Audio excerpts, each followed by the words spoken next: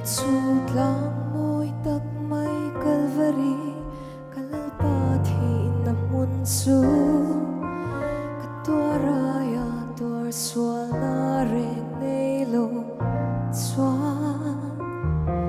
Berang daw mulme lay ang bayin, akaring ang lo anta at siyong siya, ngay damro kapatiin. O to cross lung ngay araw po'y pulbitang aong lo, Calvary lang nga into na munlo aong lo.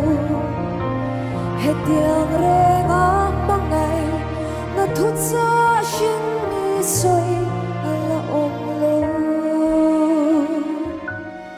To cross ay road bu'y pulbit aong lo.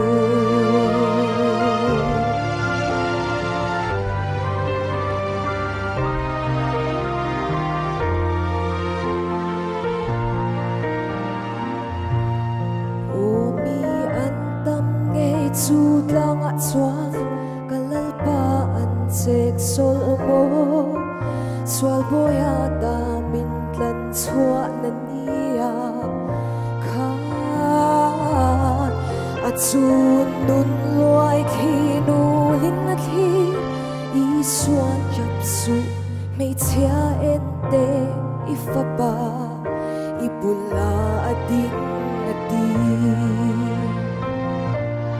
O to cross lun ngay araw po'y pulbitang aong lo, Calvary lang nga into na munlo aong lo. Hetiang rengang mangay natut sa siyang misoy alaong lo.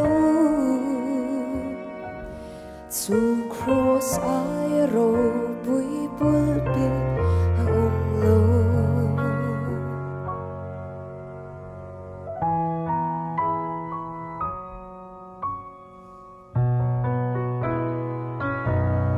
Harasan na ito sang tiyang laliswaron pan mayro, ita na atwar nat siya kangay ito la inol may donem ni anae, ita na atwar nat su tengil lulso ang se to cross lutak su.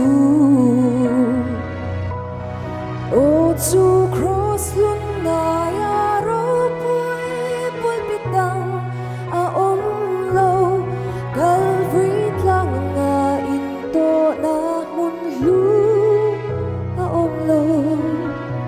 Hetiang rengang mangay natut sa siyang misoy alaong lo. To cross ay road bu'y pulbit aong lo. To cross ay road bu'y pulbit aong lo.